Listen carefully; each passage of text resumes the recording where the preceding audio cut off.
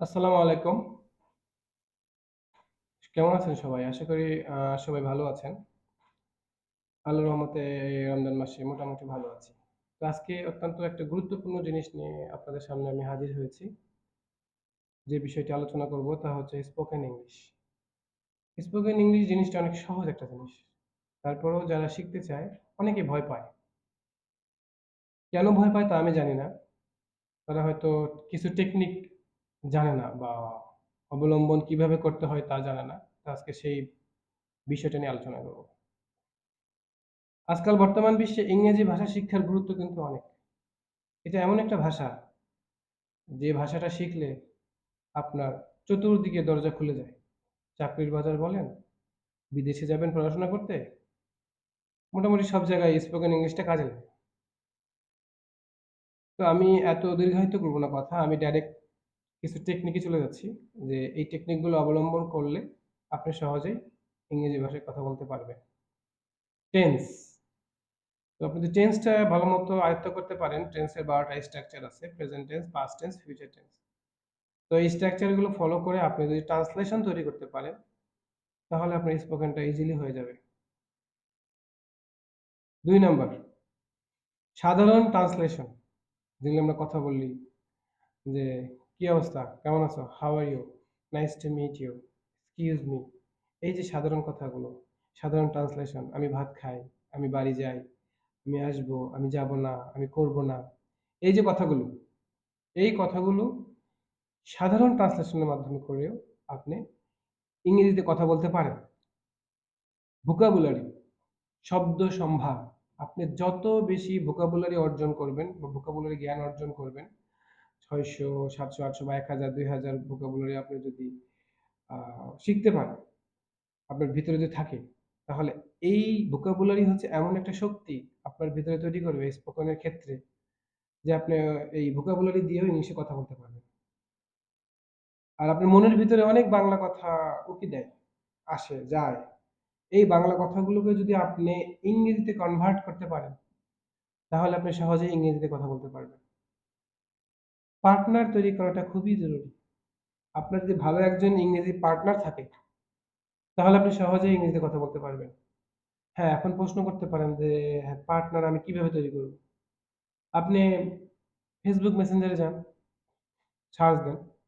সেখানে আপনি অনেক পার্টনার খুঁজে পাবেন, বিদেশি পার্টনার। আমাদের মনের একটা ইচ্ছা লাগে।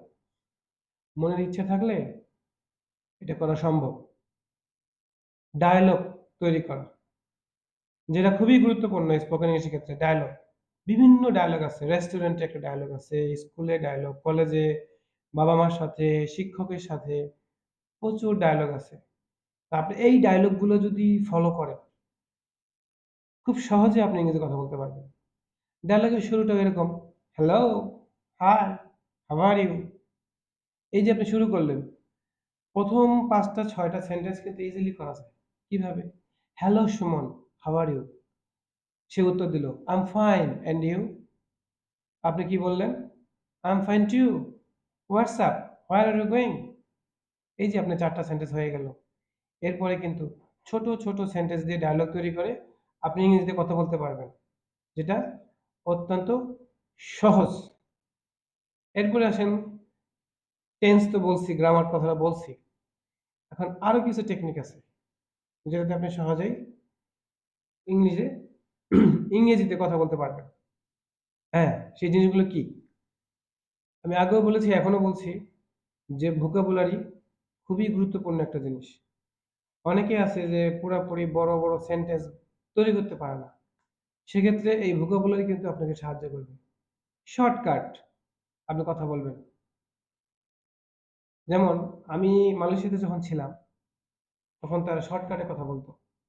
পুরো সেন্টেন্স বলত না। যেমন বলত, "eat rice?" "Yes." "Going?" "Yes, going." এই যে শর্টকাট। তারা কিন্তু ভার্ব ইউজ করতেছে না। নরমালি তারা কথা বলে যাচ্ছে।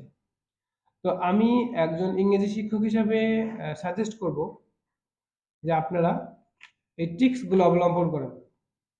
যে ট্রিক্স গুলো আপনার দৈনন্দিন জীবনে কাজে লাগবে। পোলাইট এক্সপ্রেশন করবেন। যার সাথে কথা বলবেন ইংলিশে ভদ্র ব্যবহার করবেন। কারণ ইংরেজি ভাষাটা কিন্তু ভদ্রলোকের ভাষা। ইংল্যান্ড থেকে এই ভাষাটা আসছে। আর যারা ইংল্যান্ডে বাস করে তাদেরকে বলা হয় ইংলিশ, দ্যা ইংলিশ। সো আপনি ইউজ করবেন এক্সকিউজ মি, আমাকে মাফ করবেন। অথবা আপনি বলবেন would you please, would you please. এই যে ভদ্রতা, এগুলো হচ্ছে ইংরেজি ভাষার অলংকার। এই জিনিসগুলো আপনি ব্যবহার করবেন। আর মনের মধ্যে প্রশ্ন করতে পারেন আপনি।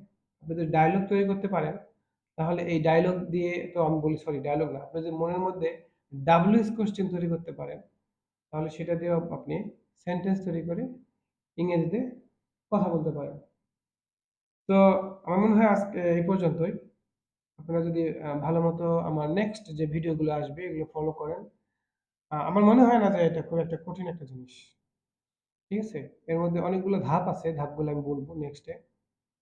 হ্যাঁ? এখানে introduce yourself আছে, pronunciation আছে, presentation আছে, আরো আছে অনেক কিছু আছে।